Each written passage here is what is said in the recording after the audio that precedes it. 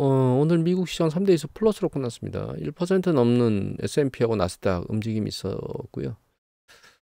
다만 스몰캡이 그렇게 강력하게 튀지 않은 걸로 봐서는 이제 대형주 위주로 좀 일부 튀었다 이렇게 생각을 해야 될 것 같아요. 우리나라가 아시아 지역은 상대적으로 좀 그렇게 세지는 않았거든요. 니케이가 가장 세야 되는데 요새 환율 때문에 좀 불안정하죠, 금융시장이. 근데 마이너스로 끝났고 유럽 들어오면서 시장이 괜찮아지다가 미국 들어와서 그걸 이어가고 있습니다. 이어간 상황입니다. 사실은 이때 8월 제가 이때쯤인가 2일인가 3일날 이때 2일날 새벽에 이거 종가 보고 이제 단기 반등이 생길 때가 있을 거라 생길 때가 왔다고 얘기를 드렸었는데 이거 갑자기 훅 빠지면서 이거 봐라 내가 뭔가 잘못 봤나 좀 이르게 판단했나 이런 생각을 했는데 옆으로 버티더니 오늘 급등했습니다. 일단 오늘 튀어 올라간 가장 주된 이유는 그 잠 리포트가 괜찮게 나왔고요. 그 다음에 이제 임금 인상이 상대적으로 좀 누그러진 패턴으로 나와서 소프트 랜딩, 골디락스 얘기가 나오고 있습니다. 경제가 잘 돌아가는데 인플레이션은 좀 잡혀서 움직이는 뭐 그런 것들을 얘기하는 거거든요. 이런 어떤 기대감이 지금 리스크 테이킹을 하고 있다. 뭐 이렇게 얘기를 하고 있는 거거든요. 오늘 경제 지표 나온 거 두 가지. 이게 이제 그 시간당 평균 소득이거든요. 그 전년 동기 대비 증감률인데 추세적으로는 계속 2022년도 그 상반기 이후에 추세적으로 내려오고 있죠. 그러니까 그 임금 상승 압박이 조금씩 줄어들고 있다. 추세적으로는 물가의 임금 압박은 상대적으로 줄고 있다는 얘기죠. 거기다 최근에 유가가 급락했잖아요. 유가 미친 듯이 내려오고 있죠 지금. 그러니까 두 개의 주축인 유가하고 그 다음에 그 임금 관련된 부분이 긍정적으로 액션을 하고 있으니까 인플레이션 압력이 상대적으로 그렇게 높진 않을 거다 이렇게 우리가 기대감을 가질 수가 있죠. 두 번째는 이게 비농업부문 고용인데 원래는 뭐 한 17만 명 정도인데 33만 6천 명으로 거의 2배 가까이 기대치를 넘는 숫자가 나왔기 때문에 긍정적이죠. 다만 이게 트렌드를 보면 이게 추세적인지 아닌지 지금 현재 알 수가 없는 상황입니다. 그리고 또 한 가지는 이제 최근 10년치가 급등해서 뭐 3.86인가? 3.9 가까이 근접해서 올라갔다가 내려왔거든요.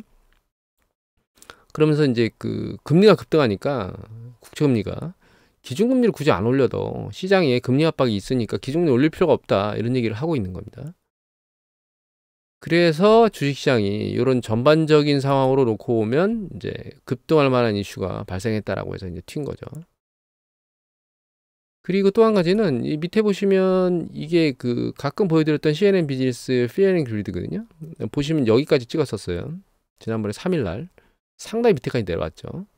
이 내려온 정도가 여기 보시면 그 10월달 하반기에 완전히 극한까지 내려갔던 시기까지 심리수가 급락했었기 때문에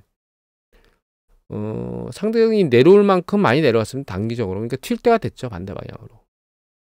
그런 관점에서 결과적으로는 주식시장이 반등할 거라고 얘기를 드렸던 건데 하고 있다가 역시 추세적으로는 지금 내려가는 쪽으로 반등 쪽으로 나온 것 같고 제가 보기엔 일시적 반등, 단기적 반등이라고 보고 있습니다. 아직까지는. 일단 뒤로 밀린 셧다운 하고요. 11월 중반으로. 그 다음에 이제 금리 인상 부분이 뒤로 밀렸는데 물론 CPI 지표나 이런 것들 나오고 금리 인상이 결정이 되겠지만 지금은 11월 달에 굳이 금리 인상을 하지 않아도 되지 않을까라는 생각이 들게는 만들고 있습니다. 지금 앞에 말씀드렸던 뭐 채권 국채 수익이 많이 올라가서 심적인 압박이 시장에 이제 이미 작동한 거라고 볼 수도 있고요. 두 번째는 이제 임금 상승이라든가 특히 지금 유가가 급락해서 내려왔고 개솔린 가격과 관련된 가격이 상대적으로 안정화될 수 있는 패턴이거든요. 이건 제가 안 올렸는데 잠시만요. 이거 미국의 개솔린 관련된 통계거든요. 개솔린 관련 통계를 보시면 뭐 이게 그러니까 리포뮬레이티드 된 건 이거는 뭐 환경이나 이런 것 때문에 뭔가 그 개솔린을 좀 조작을 해놓은 거거든요. 첨부하고. 얘가 걔는 좀 올라가고 있지만 이 평균 에버리지나 전통적인 개솔린 가격은 여기 옆으로 기고 있죠. 지금 올라가는 게 아니고. 그리고 약간 꺾였습니다. 지금. 그 다음에 밑으로 내려가 보면 이게 재고예요. 재고. 개솔린 재고는 미국에. 그리고 이제 짙은 색이 직전 5년 동안에 있었던 패턴의 움직임인데 얘는 내려가기도 전에 이미 재고가 쌓여서 올라가고 있습니다. 이게 무슨 얘기냐면 수요가 그만큼 공급에 대비 수요가 그만큼 적다는 얘기죠. 그래서 재고가 쌓이고 있거든요. 그래서 미국의 그 석유 수급이 상당히적으로 괜찮은 것 같아요. 그래서 유가가 향후에 지금 패턴처럼 일정 부분은 내려오는 패턴을 유지하지 않을까라는 생각을 하게 됩니다. 물론 이게 급락하지 않고 이제 멈추겠죠. 일정 수준에서. 지금 80달러 언저리에서 멈추지 않을까 생각을 하는데 12월 말까지 최근에 오펙 그 결정에서 특별히 그 추가 감산이나 이런 얘기가 없었거든요. 없으면서 이제 끝났기 때문에 유가는 하향 안정세를 거치는 과정으로 이제 끝낼 것 같아요. 그러면 인플레이션 압력에 대한 부분이 상대적으로 누그러들 수 있기 때문에 11월 달에 굳이 기준금리를 올려야 되나? 라는 생각을 해볼 만 하기는 합니다. 그리고 또 한 가지는 이게 이제 그 콜풋 옵션 중에 투기 세력이 배팅을 하는 걸 보여주는 거거든요. 근데 이게 나스닥 100이거든요. 나스닥 100인데 얘는 지금 콜 포지션이 줄어들고 있어요. 그러니까 아랫방향으로 윗방향으로 보는 강도가 준다는 뜻인 거겠죠. 얘는 풋 포지션이 줄고 있거든요. 그러니까 아랫방향으로 보는 강도가 상대적으로는 좀 약해지고 있다는 건데 이게 나스닥하고 지금 S&P 500 지수가 같이 움직이는 지수인데도 불구하고 이게 투기 세력들이 바라보는 방향은 약간씩 다르잖아요. 서로 반대 방향이거든요. 그러니까 주식시장은 지금 혼재돼 있어서 상대적으로 이게 방향성을 지금 측정하기는 그렇게 녹록지는 않다 이렇게 생각을 해봐야 됩니다. 다만 우리가 이런 생각을 한번 해봐야 돼요. 시장이 상대적인 그 투자 매력도라는 게 존재하잖아요. 이미 누차 말씀드리지만 우리 주식시장이 지금 현재 경제 상황을 기반으로 해서 싸냐? 사실 싼 편이 아닙니다. 말씀드렸던 10월 하반기 이 정도까지 작년 10월 하반기 이 정도까지 내려가면 모르겠지만 이 상황의 언저리 4천선 윗단에서 움직이는 이 상황의 언저리는 미국 주식이 싸다고 볼 수가 없어요. 한 가지 더 생각해야 될 건 미국의 이거는 이제 야르딘 리서치 데이터입니다. 미국에 보시면 S&P 500 지수 포워드 그러니까 미래 이익에 대한 퍼배수의 역수거든요. 이게 주식 기대 수익률이라고 말하는데 이 주식 기대 수익률이 5.62%입니다. 얘가. 그리고 10년 국채 수익률이 4.58%예요. 그래서 이게 과거의 추세인데 이게 거의 붙었거든요, 지금. 그러니까 지금 경제 상황에서 주식이 향후에 뭐 기업의 매출이나 이런 것들이 막 증가하면서 퍼배수를 더 이제 밑으로 끌어내려 줄 수 있고 지금 주가 지수를 놓고 보면 그렇게 될 상황이라고 좀 보이느냐? 그렇지는 않거든요. 그럼에도 불구하고 그냥 안전자산이라고 말하는 미국에 있는 그 채권 수익률하고 거의 붙었잖아요, 지금. 1% 정도, 1.1% 정도밖에 1.0, 1.04? 뭐 이 정도밖에 차이가 안 나요. 그럼 이렇게 물을 수는 있거든요. 야, 10년 국채는 10년 동안 들고 있는 거잖아. 그 사이에 가격 변동성이 있는데 그러면 주가가 더 나은 거 아니야? 이걸로 보시면 아주 간단해요. 이게 3개월 국채거든요, 지금. 3개월 국채가 5.6일이에요, 지금. 그러니까 이 3개월 국채는 3개월만 들고 있으면 되잖아요. 그 만기 수익률이 5.6일이거든요. 근데 주가 지금 기대 수익률이 5.6이에요. 그러면 그 가격 변동성의 위험성을 안고 이 주식을 들고 있느니 그냥 확정금리로 완전 무위험 수익률이 5.6일인 이 3년 국채를 사고 있는 게 단기적으로는 더 이익일 수 있지 않을까요? 이 변동성을 회피하는데. 이게 무슨 얘기냐면 금리가 상당 부분 경기 사이클 후반부로 와서 높아지면 주식에 대한 기대 수익률이 훨씬 더 높아져야 돼요. 이 얘기는 뭐냐면 퍼가 더 낮아야 돼요. 주식 기대 수익률은 퍼의 역수기 때문에 만약에 퍼가 10배면 기대 수익률이 10%라는 거거든요. 10분의 1이 되기 때문에 퍼가 20배면 5%라는 얘기예요. 왜냐면 20분의 1이 되기 때문에. 그런데 경기 사이클이 후반부에 가면 무위험 수익률이 올라갑니다. 지금처럼 뭐 국채라든가 이런 무위험 수익률이 올라가잖아요. 근데 주식은 변동성을 가지고 있는 위험 자산이잖아요. 그러니까 무위험 수익률에 플러스 알파에 그 위험 프리미엄이 붙어야 되는데 지금은 3개월 국채 수익률로 놓고 보면 이 주식 그 S&P 500 지수의 퍼를 가지고 기대 수익률을 기대해 보면 아예 지금은 뭐 그 변동성에 대한 위험 프리미엄이 아예 안 붙은 상황입니다. 5.6이라는 건. 이 얘기는 지금 주가가 싸지 않다는 뜻입니다. 따라서 지금 굳이 주식 포지션을 확대한다거나 이런 것들은 이미 이제 지속적으로 말씀드렸지만 전체 자신의 포트폴리오 안에 일부 주식의 포트폴리오를 가지고 장난질을 하는 올라가면 뭐 팔고 내려오면 사는 혹은 뭐 순환매 지난번에 뭐 기술주를 샀다가 유틸리티 넘어가는 이런 순환매 얘기를 잠깐 어떤 부분 그 뉴욕생명 대표께서 말씀하시는 거 말씀드렸잖아요. 그런 순환매 구조 뭐 이런 것들은 가능하겠지만 지금 주식 포트폴리오를 계속 살찌우는 늘리는 내 포지션에서 그게 과연 정당한 액션이냐? 저는 그게 상대적으로 위험한 액션이라고 보고 있습니다.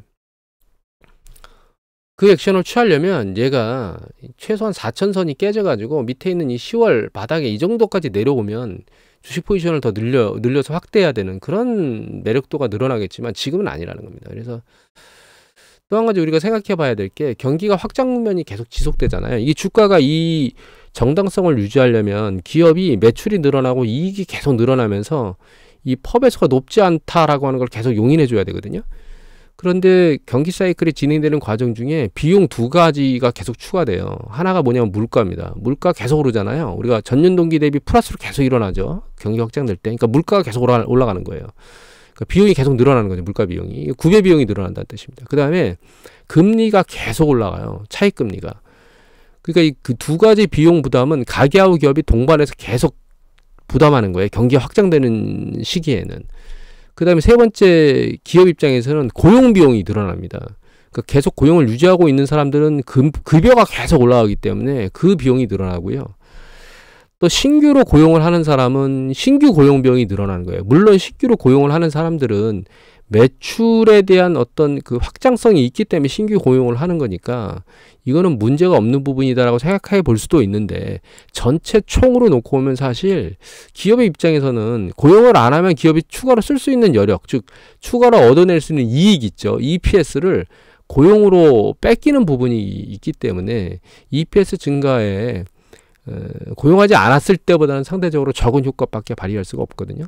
또 한 가지 우리가 생각해 봐야 될 건 이렇게 경기 확장 국면에 계속 비용이 늘어난다는 관점이 한 가지 있어야 되고, 그리고 기업이 매출이나 이걸 계속 늘리려면 결과적으로는 그 가계에서 미국 같은 경우는 소비가 계속 일어나야 되는데 가계도 지금 물가화하고 그다음에 그 차입 비용을 계속 부담하고 있는 거거든요. 이 부담을 계속 늘리려면 급여 인상을 다시 끄집어내야 되는 이런 악순환의 고리가 만들어지고, 또 한 가지는 그렇게 급여 인상 속도가 차입이나 차입 비용이나 물가와 같은 비용을 일반적으로 넘어가질 못해요. 그러면 그걸 누군가 메꿔주는데 그게 이제 신규 고용으로 메꿔지는 거거든요. 근데 고용이 무한대로 늘어날 수가 없습니다. 한 경제 시스템 안에서는 일정 부분의 고용이 되면 풀 차는 상황이 발생하고 추가적으로 뭔가 고용이 더 만들어지려면 경제 시스템에 뭔가 다른 어떤 액션들이 작동해야 돼요. 예를 들면 정부가 공격적으로 추가 정책을 펴서 대규모로 투자나 이런 것들이 신규로 들어올 수 있다거나. 근데 이런 것들은 이미 코로나 팬데믹 이후에 많이 이루어졌어요.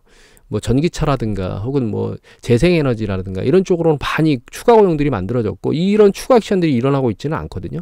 그리고 이 많은 것들을 미국이 끌고 전 세계에 있는 공장들을 다 끌고 안으로 들어갔습니다. 바이든 때.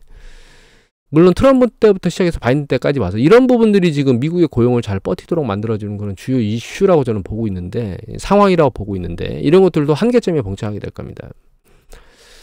그래서 지금 고용 지표가 지금 잘 나오고 있다고 얘기를 하고 있잖아요. 이게 무한정 잘 나올 수 있겠느냐라고 하는 부분을 하나 생각해 봐야 되고, 금리가 내려가고 있지만, 아니, 인플레이션 압력이 내려가고 있지만 중요한 건 기준금리가 올라가고 안 올라가고가 중요한 게 아니고 사실은 상당히 높은 차입 비용 금리가 계속적으로 유지되느냐가 중요해요. 이가 유지되면 결과적으로 가계가 버티기가 어려울 거라는 거고, 그거는 기업의 매출이나 이익에 계속 긍정적인 이슈를 전달하기는 어렵다라는 거거든요. 그러면 주가가 버티기가 어렵죠. 말씀드렸던 주가의 그 기대 수익률이 무위험 수익률보다 높게 인지가 되면 주식에 계속 자금이 들어올 이유가 없다라는 겁니다. 그 추세적으로 주가가 계속 밀려서 올라가기가 녹록지 않다라고 말씀드리는 이유는 지금 말씀드리는 이슈가 존재한다는 걸 아셔야 돼요. 상대적인 가치가 과연 주가가 센 거냐, 싼 거냐라고 하는 부분은 우리가 한번 생각해 봐야 된다는 겁니다. 그리고 이제 추가적으로 경제 지표나 이런 부분들이 안 좋아지는 방향이 보이게 되면 그러면 실제로 경기 수축이 진행되고 있는 거 아니야? 라고 하는 게 위험성이 투자자들한테 이제 확산될 수 있고요.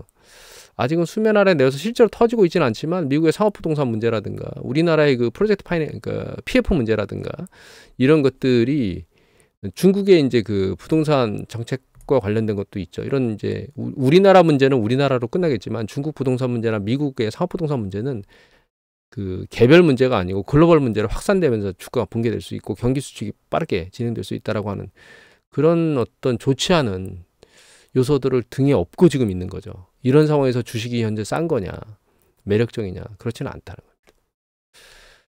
마지막으로 나이키 한번 보면요. 나이키가 제가 보기엔 이게 매력적 가격이 아닙니다. 저는 사실은. 여기서 한번 더 깨져야 매력적이라고 보고 있거든요. 지금. 나이키가 지금 최근에 급락해서 이제 80달러대를 찍었다가 여기 80달러대 찍었죠. 일봉으로. 88, 89, 요거 90달러 깨졌다가 급격히 반등했는데 반등 이후에 추세적으로 이 세력이 강력하게 밀고 올라가지 못하고 있거든요. 근데 왜 이게 매력적이지 않다고 보고 있냐면 첫 번째는 지금 상황이 경기 수축이 될 수도 있다는 가능성이 열려 있는 상황이라는 거예요. 실제로 그렇게 진행되게 되면 이 아래에 있는 직전에 있었던 10월달 저점 얘를 뚫으러 테스트하러 갈 겁니다. 그런데 얘가 지금 올라가 봐야 여기를 치고 올라갈 거예요. 여기가 지금 1차 저지선이 여기일 거고 2차가 여기겠죠. 근데 여기까지 올라간다 하더라도 지금 먹을 수 있는 게 지금 들어가 봐야 90달러, 100달러 다 와서 들어가 봐야 한 20, 30%가 다예요. 이걸 굳이 먹으려고 들어가야 되느냐? 이건 아니라는 거죠. 테슬라가 75% 빠졌을 땐 다른 문제입니다. 왜냐하면 75 빠지면 100에서 75 빠지면 25란 얘기거든요. 25가 50까지 가면 더블이거든요. 근데 그 떨어졌던 궤도가 세기 때문에 상대적으로 걔는 이제 반등할 수 있는 강도가 셀 수 있는데 얘는 지금 떨어진 강도가 그렇게 세질 않아요. 그래서 여기서 한번 더 밀리면 나이키를 매집할 만한 경기 수축이 된다 하더라도 매집할 만한 그런 매력적인 가격이 있지만 지금은 그렇지 않다고 생각하고 있습니다. 그래서 여기 있는 직전 저점을 뚫고 여기 밑으로 한번 더 내려가면 그때서야 나중에 경기 수축이 발생해서 실제로 깨지더라도 나이키가 깨질 언저리는 여기까지 깨졌었죠. 예전에. 그렇게 큰 폭으로 내려가지 않아. 계속 들고 있을 거야. 그래서 나중에 여기까지 올라가면 먹을래, 팔래 이렇게 생각하고 들어갈 만한 매력적인 가격이 있지만 지금은 아직 아닌 것 같다.